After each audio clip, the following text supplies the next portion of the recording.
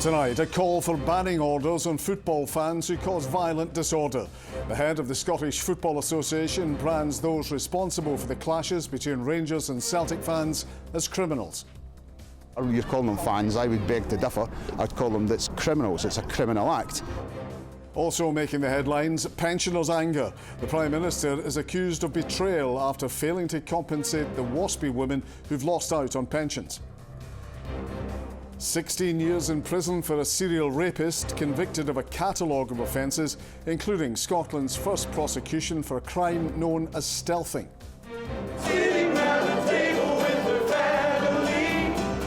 And Christmas memories from a choir made up by people living with or looking after family members with dementia.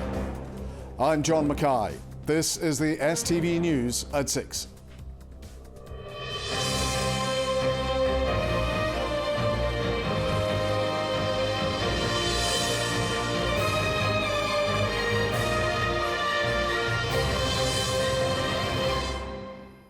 Good evening. Football fans branded as criminals and calls not to play the blame game. Tonight, the president of the Scottish Football Association has told STV News he wants more banning orders imposed on people who cause violent disorder or unruly behaviour. It follows scenes of violence between Rangers and Celtic fans in Glasgow on Sunday, ahead of the League Cup final between the two clubs. Mike Mulroney has called for a stronger response from the Scottish Government. The Justice Secretary said the blame for bad behaviour because of football shouldn't be shifted onto any one organisation. Vanessa Taff reports. That's the guy, again. With the players of the future by their side, the Scottish Football Association are investing millions in facilities for a brighter tomorrow. But they're also dealing with one of the darker sides of the game. Shoppers sought safety in doorways as Celtic and Rangers supporters took to the streets of Glasgow last weekend. Flares were thrown into a pub, and now there are calls for bans. We are asking for these to take place, and I'm sure that if we get more positive reaction to that and we can ban these criminals, because that's what they are, you're calling them fans, I would beg to differ, I'd call them that's criminals, it's a criminal act. And what we need the courts to do and the police to do is to apply for banning orders to keep the criminals off our streets and out of our stadiums. Why are you not saying to Celtic or Rangers, you need to take personal responsibilities for these fans? We do. Then why are they not acting on it? They do act upon it, but the problem is that you can only act upon it within the law of the land. A football banning order can only be issued by the courts if the offence involves violence or disorder. A football-related offence can be connected to a football match, committed in any location, including travelling to and from a game, or happens within a period relevant to the match. This shouldn't be about any individual or organisation trying to shift responsibility onto the other. We all have a collective responsibility to act together to address matters and ideally to prevent them occurring in the first place. Flares billowing from inside stadiums like they did during the League Cup final is also an offence authorities are struggling to crack down on. We don't want them in the game, the authorities don't want them, the clubs don't want them, the majority of fans don't want them, the players certainly don't want them, and it's something that we need to eradicate. It's a Europe-wide, worldwide issue, it's not Scotland specific. After the levels of violence and disorder that were seen on the streets here last weekend, there are fears that there could be a repeat of that when the two sides meet again on the 2nd of January. Until then, they'll be mounting political and public pressure to stamp out the disorder both inside and outside the football stadiums. Vanessa Taff, STV News in Glasgow. The Prime Minister is facing growing anger from pensioners and his own party over the UK government's decision not to award compensation to the waspy women. The decision has been criticised by the Scottish Labour leader Anna Sarwar, but Sir Keir Starmer has insisted there isn't the money to compensate women who lost out when the state pension age changed. Our Westminster correspondent Paris Goutsayanis joins us. And Paris, this is a growing headache for the government. Absolutely, John. The problem is how enthusiastically some Labour figures campaigned with the waspy women, posing for photographs with their banners and placards. Among them, the Scottish Labour leader Anna Sarwar, who today said he is deeply disappointed. As for the WASPy women themselves, more than the decision not to compensate, they say they're disappointed by broken promises. 24 hours on, and the hurt and anger is still growing at the decision not to award the WASPy women any compensation. It really just literally caught the feet away from everybody. We've laid a wreath today at the Mary Barber statue, and the banner that we have on it says we're not going away. Unfortunately, we are going away. We're going away at the rate of one woman every 13 minutes who's dying, waiting for justice. Labour, they pledged with us, they promised us, they would support us if we voted for them, get them in to Downing Street. Shocking what they've done to us. Absolutely disgraceful. Our faith in them has gone. Yeah. Absolutely. Don't get too comfortable in number 10, that's all I would say. The row dominated Prime Minister's questions, with MP after MP rising to challenge Sir Keir Starmer. He lined up for many photos with WASPy women, saying he'd have their backs, and he's just betrayed them in the most scandalous way possible. This is now the defining characteristic of this one-trick phony Prime Minister who says one thing and does another. It forced this admission from the Prime Minister. And the simple fact of the matter is, in the current economic circumstances, the taxpayer can't bear the burden of tens of billions of pounds in compensation. A growing number of Labour backbenchers are joining opposition MPs to warn the government it has made a mistake.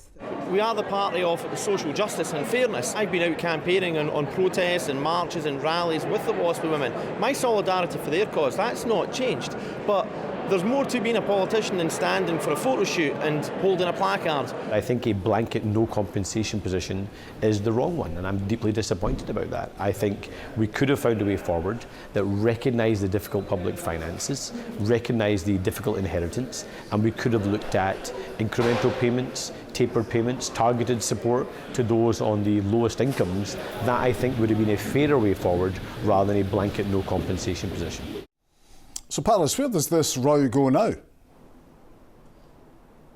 Well, Labour backbenchers are working with opposition parties to try and force a vote on this in the new year. It would be symbolic, but it could produce a damaging rebellion. More broadly, this is the final blow to Labour morale before Parliament rises for the holidays. In 6 months, the government has upset businesses with national insurance, farmers with inheritance tax, pensioners over the winter fuel payment, and now the WASPy women. Not a lot of Christmas cards gathering on the number 10 mantelpiece. Paris at Westminster, thank you. A serial rapist has been jailed for 16 years for a catalogue of offences, including Scotland's first prosecution for a crime known as stealthing. Luke Ford was found guilty of 19 charges of violence, sexual assault, abuse and threats against 9 women. Prosecutors say they hope this landmark conviction will give victims of similar crimes the confidence to come forward. Our chief reporter Sharon Frew was in court. One of the women preyed on by Luke Ford told STV News her abuser was a master manipulator who was initially charming but then aggressive and controlling on a daily basis. Pinching a burning match. The 35-year-old from Stirling was an aspiring actor who boasted of being a Brad Pitt body double while the Hollywood star filmed in Glasgow. Ford targeted women on dating apps. After a report of an assault in 2020, detectives say their subsequent investigation revealed him to be a dangerous sexual predator. The High Court heard that Ford had terrorised women over a 12-year period, subjecting them to physical, mental and sexual abuse. The 35-year-old was convicted of multiple charges of rape. At a previous hearing, the prosecutor told jurors that through his actions, Ford had demonstrated a complete disregard to the issue of consent. In one case, Ford told a woman he had used a condom during sex. In fact, he had deceived her, a crime called stealthing. The woman was left upset and traumatised. I think there is a real lack of awareness that actually under our legislation as it exists in Scotland, having sex with somebody where you remove a condom without their consent is considered rape. And what I hope is that this message today will send a clear message to survivors to say that what happened to you was wrong and the law takes it seriously. After hearing expert evidence, the judge decided not to place Ford under a lifelong restriction order.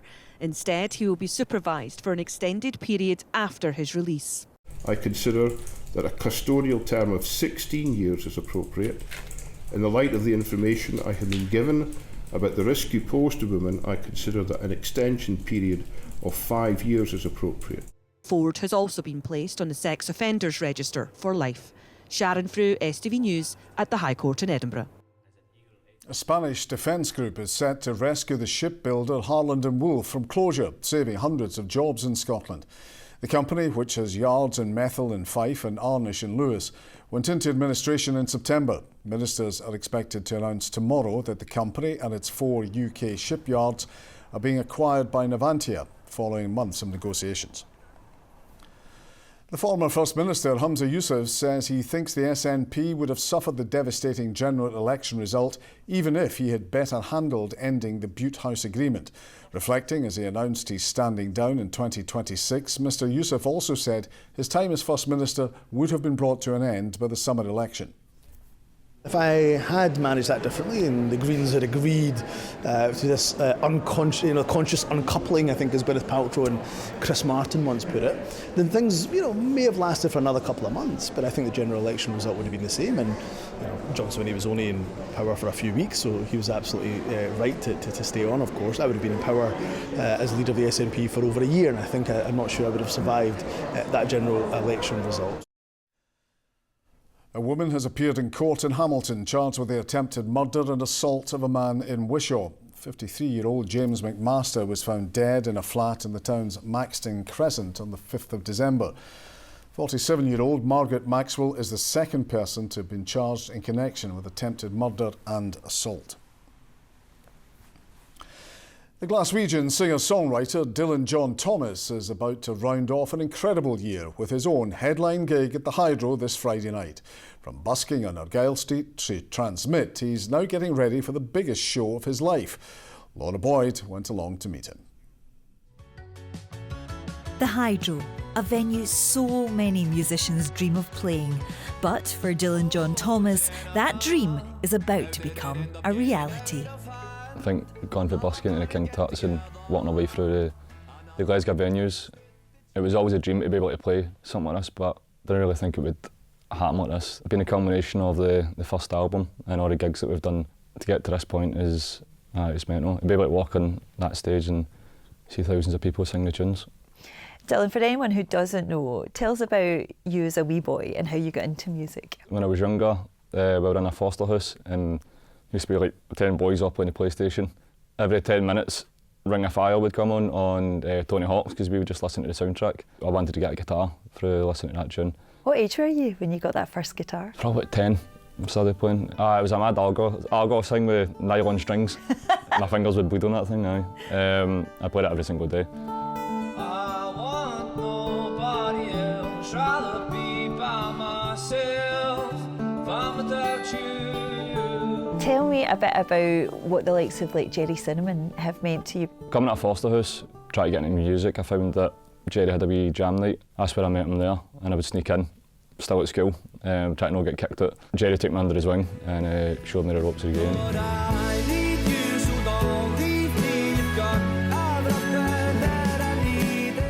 You've been so open about, living with ADHD and struggles and stuff growing up. But now look at you, from that wee boy to playing the Hydro is quite incredible. Well, with the ADHD thing, I was just always so hyper that I just always needed to be doing something, so I just found that in guitar.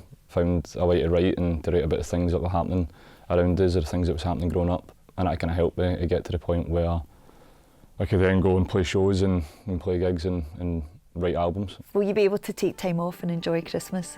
Because it's been a crazy year. Yeah, it's been a bit mental with Transmit and then the album coming out and then also rounding the tour off at the Hydro. It's been some year. I want nobody else, rather be by myself, if I'm without you. Laura Boyd, STV News, Glasgow. Now, can video games be used to empower people to tackle the climate crisis? A new wave of game makers in Scotland are attempting to inspire a generation of environmentally conscious players. With 3.4 billion gamers across the globe, they say players could become a green gaming army, able to use their voices to save the planet. As Laura Piper reports. From Space Invaders to Super Mario, the UK games industry has levelled up to become a sector worth £7 billion. But could it now be mobilised to save our planet? This next generation of game makers say yes. It's a very complicated issue, but it is one that I think we as game developers have a moral duty to consider. Every image you see in a game, that image is being shown to, 10, 20 million people, then that's a lot of carbon.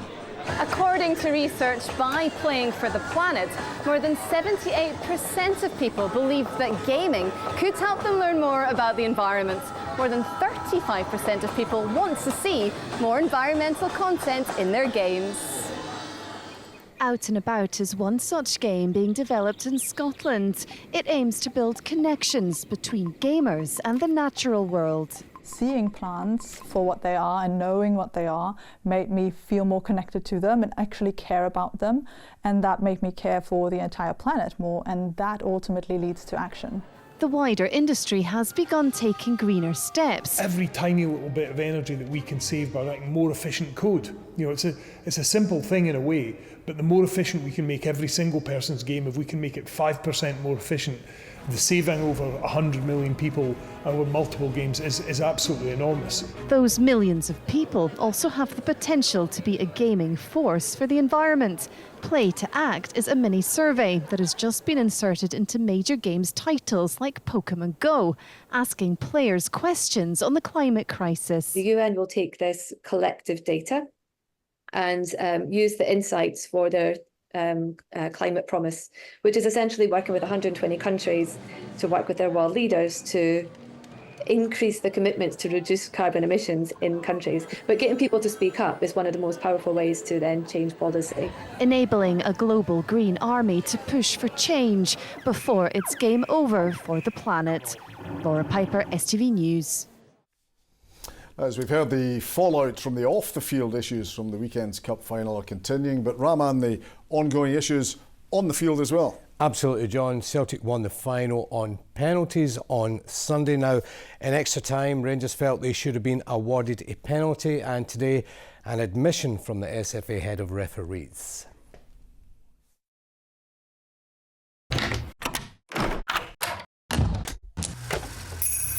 STV Sport, sponsored by C.R. Smith this Christmas. Good evening. Yes, the SFA's head of referees, Willie Collum, has informed Rangers they should have been awarded a penalty against Celtic during Sunday's League Cup final. As the fallout from the Hampden showpiece continues, SFA Chief Executive Ian Maxwell says over the season every club will get decisions for and against them. During extra time in the League Cup final, with the score at 3-3, Liam Scales tugged Václav Černy's jersey. Referee John Beaton awarded a free kick. The VAR officials, Alan Muir and Frank Connor, didn't recommend an on-field review for a penalty. This angered Rangers, stating the infringement continued inside the box. Referees Chief Willie Collum admits the officials got the decision wrong. There's been dialogue with Rangers. There's dialogue with every club in the country on a Monday morning. As you can imagine, Willie Collum's phone is fairly busy. There will be decisions across a season for every club that go for and against them. That's part of football. Alan Muir and Frank Connor aren't officiating this weekend. Was that decision taken after Sunday's game? That's a referee operations decision. I don't think I've ever seen a referee appointment list, and I don't think I ever will. It's out with my remit. We've got a department that deal with that. While Maxwell was tight-lipped on this, the chief executive was forthcoming when discussing the national teams. Last week, Scotland learned who they'll face in the qualifying campaign for the 2026 World Cup. It's a good draw. I think, the four teams in it will think they've got a chance of winning games. Everybody will be looking at that top spot and thinking they've got a chance of getting there, which is important. You always want to have that ambition when you're going in. The manager's been very upfront about his desire to get to the finals. I know through talking to him and through talking to some of the players, they're absolutely determined to get to a World Cup. We've not been to one for a very long time. I think the draw gives us a fighting chance, which is all we wanted. And after Pedro Martinez Losa lost his job as Scotland women's head coach, the search has begun for his successor. We will aim to get the right person in place as soon as we possibly can. Obviously, it's just happened with Pedro. We're starting that process off, and we'll see where that goes. It's always an interesting process hiring a manager. We need to make sure we get the right candidate in place, and everybody wants to do that as quickly as possible. Craig Gordon says Hearts need to stop the rot and says it's time to snap out of their poor form and claim a place in the Conference League playoffs. Hearts must defeat Petrocub at Tynecastle tomorrow night to guarantee European football after Christmas. Boss Neil Critchley is urging his side not to let the opportunity pass them by. Jamie Borthwick reports. It's been a period of soul-searching after what they hope was the lowest point of their season. Defeat to 10-man Kilmarnock returned Hearts to the bottom of the league, and after a player-led inquest, the squad knows performances must improve, starting with the Conference League finale at home to Petrocub. We need to start performing. It's gone on long enough. We need to stop it, stop that rot, and start winning football matches. So this is the next opportunity to do that, and it's one that I hope we're determined to take. After winning their opening 2 league phase games, Hearts have lost 3 straight, meaning there's little margin for error at Tynecastle tomorrow. Only victory over the Moldovans will assure a playoff place. You know, how often do you get opportunities like this in your career? They go by so quickly. I know you've spoken to Craigie, and I'm sure he's thinking it wasn't long ago since he was 18 and about to start on his career. It goes by in a flash, and you can't miss these opportunities. It's a great chance for us at home to get the points on the board that we need to progress, and then it gives us all something to look forward to. I think it'll give everyone a lift, give us a boost going into what is an important period of games for us in the league. It's 35 years since Hearts last competed in European competition after Christmas. And while domestic league troubles loom over Tynecastle right now, a win here tomorrow night would bring significant festive cheer around Gorgie. Jamie Borthwick, STV Sport, Edinburgh. Finally, rugby news, and after signing a new contract at Glasgow Warriors until 2027, Xander Fagerson has set his sights on winning more silverware. The prop, who has been at the club for a decade, joins fellow Scotland internationals Sione Tuipulotu and Kyle Steyn in penning new deals. I mean, being part of the squad for the last 10 years, I just love this club and what it stands for and what it's all about. And I think winning last year is sort of getting that winning feeling. I just want to repeat that, and I felt the best place for me to do that is here. So really happy to have re-signed.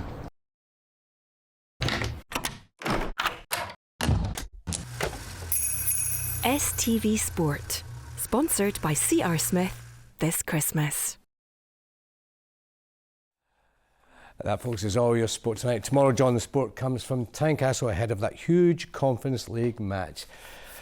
You'll not need to worry. You'll be nice and warm in this studio. As it should be, Rahman, as it should be. It wouldn't be too cold for you, though. The weather is getting milder. Here's the forecast with Sean. An icy start to the day will give way to a series of oohs and ahs. TUI sponsors STV Weather. Very good evening to you. We started off with some quite blustery winds, some heavy showers around during last night as well. The winds have been easing down through the day, but there's still been a good crop of showers for many of us, especially across the Highlands, Argyll and Bute, and also starting to turn a little bit wintry over the tops of our hills as well. Temperatures tonight, 2 or 3 degrees Celsius, so quite a bit chillier than it has been in recent nights. Possibility of a few wee icy patches in some of the higher routes I expect by tomorrow morning with those showers around. But the good news is tomorrow we go into more of a northerly. Why is that a good direction? Well, it means most of the mountains gobble up those showers for us. So central southern parts, a lot of dry, sunny weather, but we're still clipped by those showers across the Hebrides, Kintyre, also Arran, just coming into mainland parts of Ayrshire as well. Temperatures 5-6 degrees tomorrow afternoon, so for most of us dry, sunny, but it will be a lot chillier. We go back into more of a westerly wind, bringing the temperatures back up on Friday. Lots of showers around, especially in western parts, but the main story, I alerted you to this yesterday, is we've got a deep area of low pressure to the north of us this weekend, it could be potentially disruptive, especially if you're planning to travel to or from the Hebrides through the weekend. More so on Saturday. You can see the pink shades here taking us up to gusts of wind around 60, 70 miles per hour, potentially even up to about 75 miles per hour in parts of the Inner Hebrides. So potentially disruptive winds for ferry travel through Saturday and also on Sunday. Bye-bye. TUI sponsors STV Weather.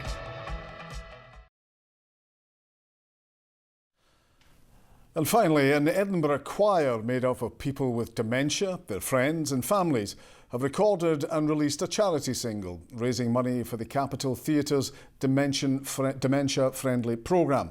Lewis Mickey has been finding out if we may have a Christmas #1 in our hands.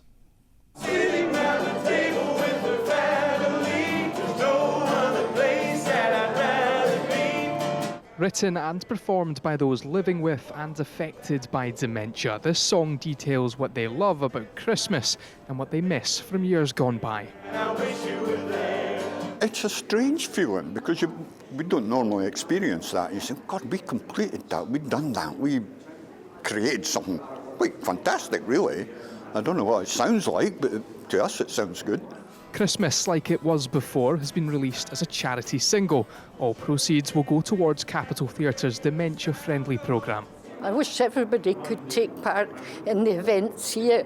We have people from care homes come, and they might look a bit glum when Gus starts to play.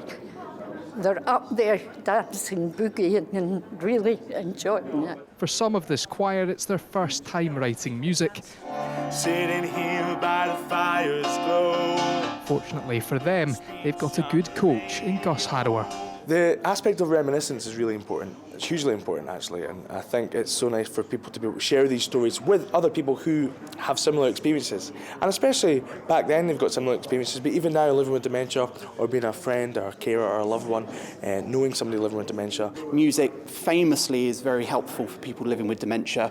We've had people who are pretty much non-verbal coming along, singing and speaking for the first time, and carers tell us quite often this is the first time this person has spoken. A good tune for a good cause, not complete without a big finish. Like it was before. Lewis Mickey, STV News, Edinburgh. Sounding good. Well, that's all from us tonight. Scotland Tonight, 10:40. Don't forget. Thank you for watching. Have a good night.